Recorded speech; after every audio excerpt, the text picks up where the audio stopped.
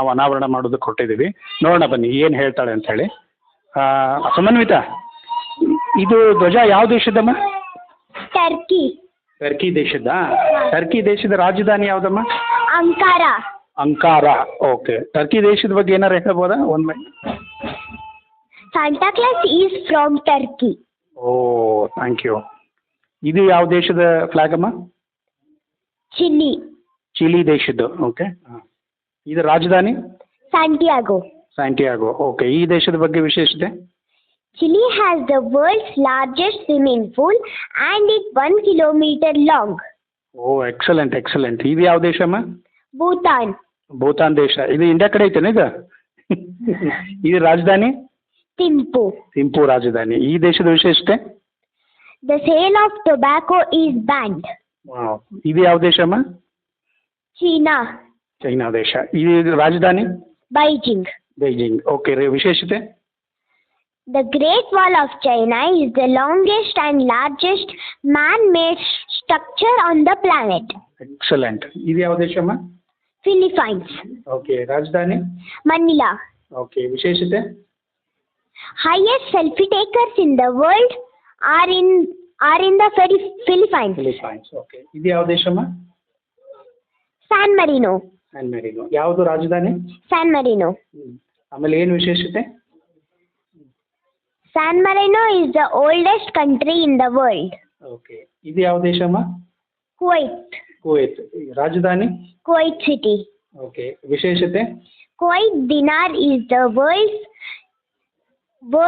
highest valued currency. Excellent excellent ಅಮ್ಮ. ಇದು ಯಾವ ದೇಶ ಅಮ್ಮ? Poland. ಪೋಲೆಂಡ್ ದೇಶ. ರಾಜಧಾನಿ? Warsaw. Warsaw is the capital city. Okay. ವಿಶೇಷತೆ?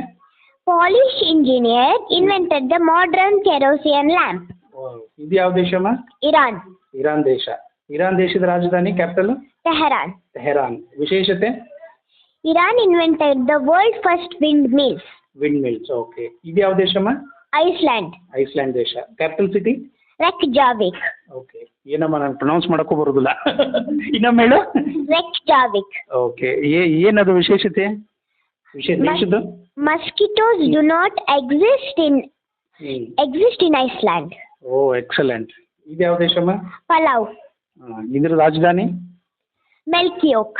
ಓಕೆ. ಏನು ವಿಶೇಷತೆ? The first shark sanctuary was set up in Palau in 2009. Excellent. ಎಷ್ಟೋ ಜನ ಹೆಸರೇ ಕೇಳಿರ್ಲಿಕ್ಕಿಲ್ಲ ದೇಶದ. ಇದು ಯಾವ ದೇಶ ಅಮ್ಮ? Peru. ಓಕೆ. ಪೆರು ದೇಶ. ರಾಜಧಾನಿ? Lima. ಲೀಮಾ. ಓಕೆ. ಏನು ವಿಶೇಷತೆ? ಇದು ದಕ್ಷಿಣ ಅಮೆರಿಕಾ ದೇಶದಲ್ಲ ಕಂಡದ್ದು. South America. ಇರಲಿ. ಇದು ಯಾವ ದೇಶ?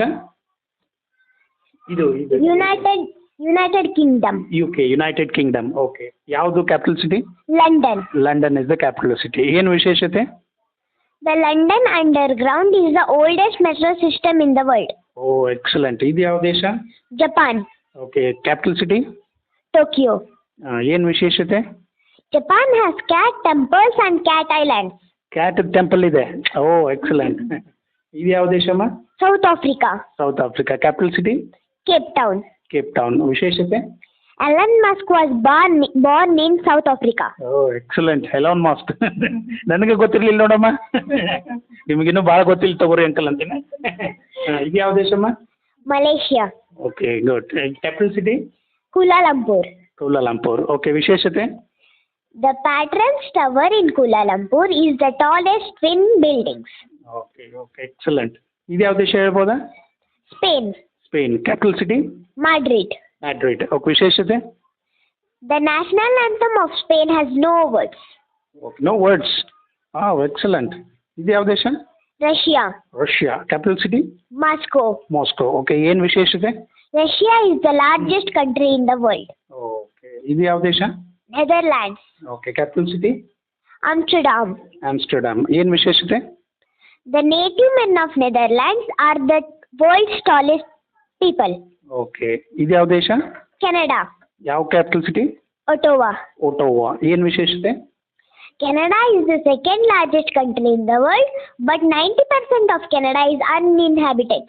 ಓಕೆ. ಎಕ್ಸಲೆಂಟ್. ಇದು ಯಾವ ದೇಶಮ್ಮ ಇದು? India. Okay. Capital city? New Delhi. New Delhi. ನೀನು ಯಾವ ದೇಶಕ್ಕೆ? ನಿಂದು ದೇಶ ಯಾವುದು? India. India. You are a proud Indian, right? ಏನು ವಿಶೇಷತೆ ನಮ್ಮ ದೇಶದ್ದು? Water on the moon was discovered by India. Excellent, excellent. Okay okay okay okay, excellent. ಈ ರೀತಿ ಸಮನ್ವಿತ 100 ದೇಶಗಳ ಧ್ವಜಗಳನ್ನು ಗುರುತಿಸಿದ್ಲು ಕೇವಲ 1 ಮಿನಿಟದ ಒಳಗೆ.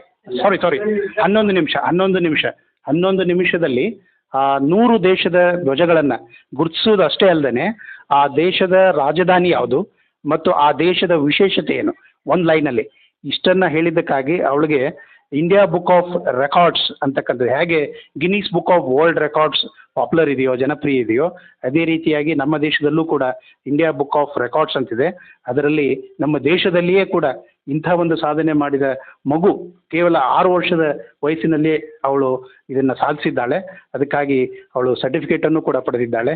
ಬನ್ನಿ, ಅವಳು ಪಡೆದಂಥ ಸರ್ಟಿಫಿಕೇಟ್ ಅವಳೇ ತೋರಿಸ್ಲಿ ಇವತ್ತು. ತೋರಿಸ್ತೀಯಮ್ಮ ಸಮನ್ವಿತ?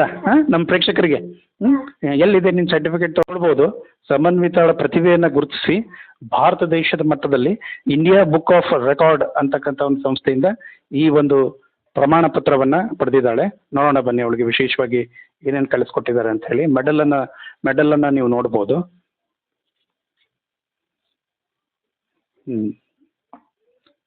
ನೆಕ್ಸ್ಟು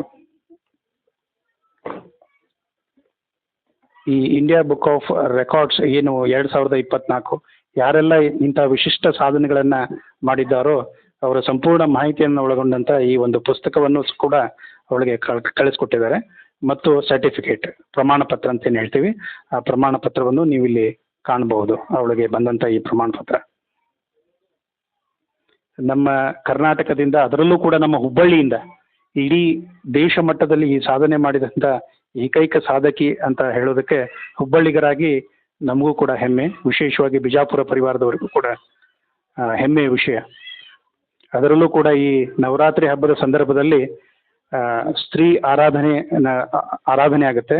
ಹಾಗಾಗಿ ಸಾಧಕಿ ಸಮನ್ವಿತಾಳ ಪ್ರತಿಭೆಯನ್ನು ನೀವಿಲ್ಲಿ ಕಾಣಬಹುದು. ಉದ್ದೇಶ ಇಷ್ಟೇ, ಮಕ್ಕಳಿಗೆ ಸಂಸ್ಕಾರ ಸಿಕ್ಕಾಗ ಯಾವ ರೀತಿ ಸಾಧನೆಯನ್ನು ಮಾಡೋದಕ್ಕೆ ಅವರಿಗೆ ಪ್ರೋತ್ಸಾಹ ಸಿಗುತ್ತೆ ಅನ್ನೋದು ನೀವಿಲ್ಲಿ ನೋಡ್ಬೋದು. ಆಮೇಲೆ ಇನ್ನೊಂದು ಮಾತು ಹೇಳ್ತಾರೆ, ಏನು ಬಿಡ್ರಿ ಎಲ್ಲ ಮೆಟ್ರೋ ಸಿಟೀಸ್ ಅಂತ ಹೇಳಿ. ಆದರೆ ಈ ಹುಬ್ಬಳ್ಳಿ ಅಂತ ಸಿಟಿಯಲ್ಲಿ ಇದ್ಕೊಂಡು ಕೂಡ ಇಂಥ ಸಾಧನೆಗಳನ್ನು ಮಾಡೋದಕ್ಕೆ ಸಾಧ್ಯ ಅನ್ನೋದನ್ನು ನಾವಿಲ್ಲಿ ಗುರುತಿಸಬಹುದು. ಎಷ್ಟೋ ಮೀಡಿಯಾಗಳಲ್ಲಿ ಮೇನ್ ಮೀಡಿಯಾಗಳಲ್ಲಿ ಇದು ಪ್ರಕಟವಾಗೋದಿಲ್ಲ. ಆದರೆ ನಮ್ಮ ಉದ್ದೇಶ ಏನಂತಂದರೆ ಬಹಳಷ್ಟು ಪಾಲಕರಿಗೆ, ಮಕ್ಕಳಿಗೆ ಇದೊಂದು ಪ್ರೇರಣೆ ಆಗಲಿ. ಈ ರೀತಿ ಸಾಧನೆ ಅವರಿಗೆ ಮುಂದೆ ಇನ್ನೂ ಹೆಚ್ಚಿನ ಸಾಧನೆ ಮಾಡೋದಕ್ಕೆ ಪ್ರೋತ್ಸಾಹಕರವಾಗಿರುತ್ತೆ ಅನ್ನೋದ್ರಲ್ಲಿ ಎರಡು ಮಾತಿಲ್ಲ. ಇದೇ ರೀತಿಯಾಗಿ ವಿಶ್ವಮಟ್ಟದಲ್ಲೂ ಕೂಡ ಅವಳು ಸಾಧನೆಯನ್ನು ಮಾಡಲಿ, ಗಿನ್ನಿಸ್ ಬುಕ್ ಆಫ್ ವರ್ಲ್ಡ್ ರೆಕಾರ್ಡ್ಸಲ್ಲೂ ಕೂಡ ಹೆಸರು ಬರುವಾಗಲಿ ಮತ್ತು ಉಜ್ವಲ ಭವಿಷ್ಯವನ್ನು ಅವಳು ಪಡೀಲಿ ಅಂತಕ್ಕಂಥ ಒಂದು ವಿಶ್ ಅನ್ನು ನಾವು ನಮ್ಮ ಜನ ಕನ್ನಡ ವಾಹಿನಿಯಿಂದ ಅವಳಿಗೆ ಹಾರೈಸ್ತಾ ಇದ್ದೇವೆ, ಶುಭ ಹಾರೈಸ್ತಾ ಇದ್ದೇವೆ.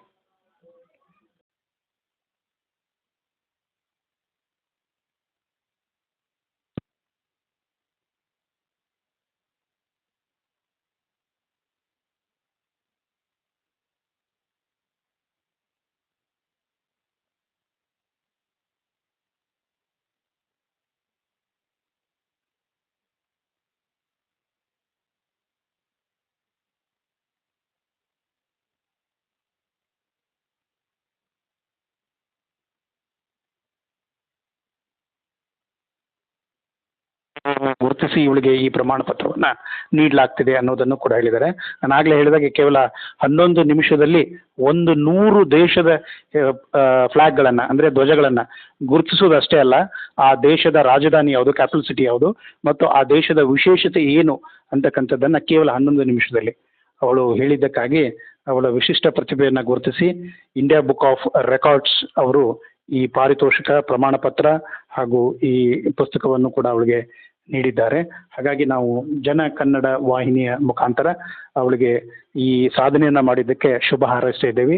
ಇನ್ನೂ ಹೆಚ್ಚಿನ ಸಾಧನೆ ಅವಳು ಸಾಧಿಸಲಿ ಅಂತಕ್ಕಂಥ ಶುಭ ಹಾರೈಕೆ ನಮ್ಮದೆಲ್ಲದಾಗಿರುತ್ತೆ.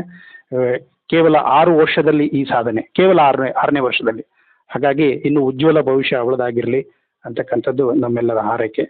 ಇದೇ ರೀತಿಯಾಗಿ ವೀಕ್ಷಕರೇ, ನಿಮಗೆ ಯಾರಾದರೂ ಈ ರೀತಿ ವಿಶೇಷ ಪ್ರತಿಭೆಯನ್ನು ಮಾಡಿದಂಥ ಮಕ್ಕಳಾಗಿರ್ಬೋದು ಅಥವಾ ಯಾರೇ ಸಾಧಕರಾಗಿರ್ಬೋದು, ಅವ್ರ ಬಗ್ಗೆ ನೀವು ನಮ್ಮ ಜನ ಕನ್ನಡ ವಾಹಿನಿಗೆ ಮುಖಾಂತರ ತಿಳಿಸಿದಲ್ಲಿ ನಮ್ಮ ವಾಟ್ಸಪ್ ನಂಬರ್ ನಿಮಗೆ ಕಾಣುತ್ತೆ ಈ ಚಾನಲ್ ಕೆಳಗಡೆ.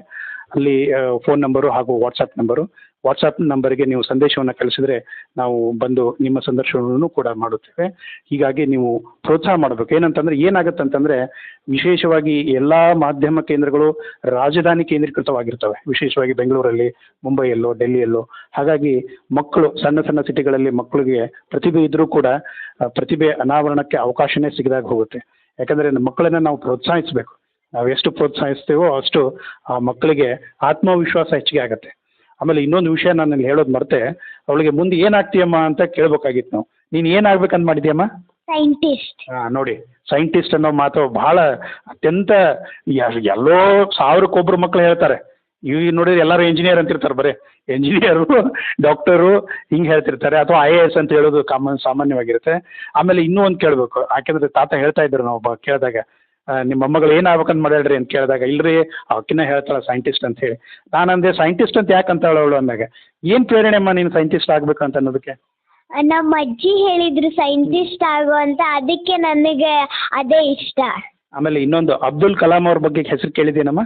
ಹಾಂ. ಯಾರವರು ಅಬ್ದುಲ್ ಕಲಾಂ ಅವರು?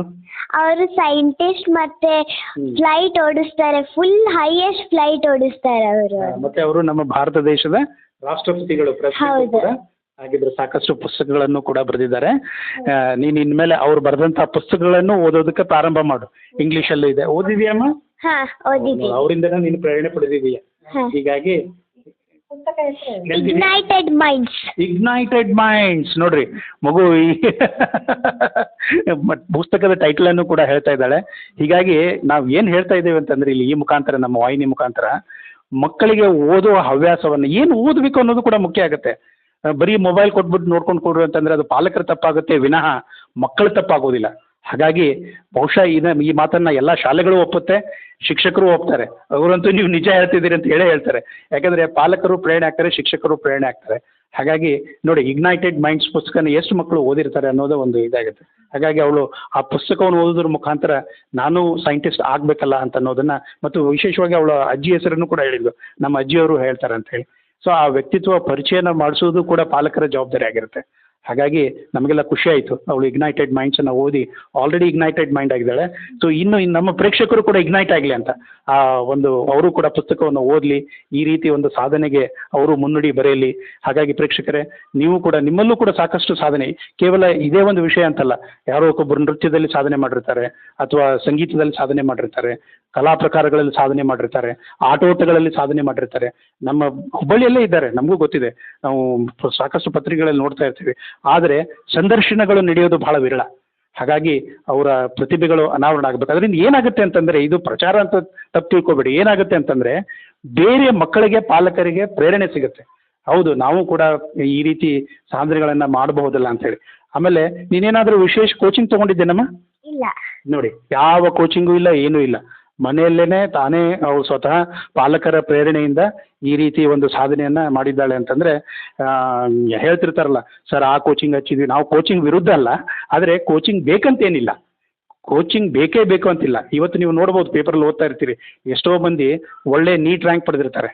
ಅಂದರೆ NET ಎಕ್ಸಾಮ್ ಅಂತ ಏನಾಗುತ್ತೆ ರಾಷ್ಟ್ರ ಮಟ್ಟದಲ್ಲಿ, ಅಥವಾ ಈ ನಮ್ಮ ಇಂಜಿನಿಯರಿಂಗ್ ಪರೀಕ್ಷೆಗಳೇನಾಗುತ್ತೋ, ಅಥವಾ IAS ಪರೀಕ್ಷೆಗಳೇನಾಗುತ್ತೋ, ಎಷ್ಟೋ ಮಂದಿ ಎಂಟ್ರೆನ್ಸ್ ಟೆಸ್ಟಿಗೆ ಕೋಚಿಂಗನ್ನೇ ಪಡೆದಿರೋದಿಲ್ಲ, ತಾವೇ ಸ್ವತಃ ತಯಾರಿ ಮಾಡಿ ಅದರ ಮೂಲವಾಗಿ ಪಾಲಕರ ಪ್ರೇರಣೆ ಆಗಿರ್ತಾರೆ. ಸೊ ಹಾಗಾಗಿ ಇಲ್ಲಿ ನಾವು ಕಾಣ್ಬೋದು, ಅದೇ ಆಗಲೇ ಹೇಳಿದ್ನಲ್ಲ ನಾನು, ಏನು ಬೆಳೆಯುವ ಸಿರಿಯನ್ನು ಮೊಳಕೆಯಲ್ಲಿ ನೋಡು ಅಂತಕ್ಕಂಥದ್ದು. ಸೊ ಇದೆಲ್ಲ ಖುಷಿ ಆಯಿತು. ಮತ್ತೇನಾದ್ರು ಹೇಳಕ್ಕೆ ಇಷ್ಟಪಡ್ತೀನಮ್ಮ? ಬೇರೆ ನಿನ್ನ ಥರ ಈಗ ನೀನು 2ನೇತ, ಹೌದಾ? ಹಾಂ, ಈಗ 1ನೇತ ಕಲಿಯೋರಿಗೆ, 2ನೇತ ಕಲಿಯೋರಿಗೆ, LKG ಅವ್ರಿಗೆ ಏನು ಹೇಳಕ್ಕೆ ಇಷ್ಟಪಡ್ತಿ? ಮೊಬೈಲ್ ನೋಡಿ ಅಂತೀರೋ ಬೇಡ ಅಂತೀಯೋ? ನೋಡಿದರೂ ಕೂಡ ಬಹಳ ಲಿಮಿಟೆಡ್, ಹೌದು. ಆಮೇಲೆ ಆಹಾರದ ಬಗ್ಗೆ? ಒಳ್ಳೆ ಆಹಾರ ತಿನ್ರಿ, ಒಳ್ಳೆ ಆಗಿರ್ವಿ ಅಂತ ಹೇಳಿ.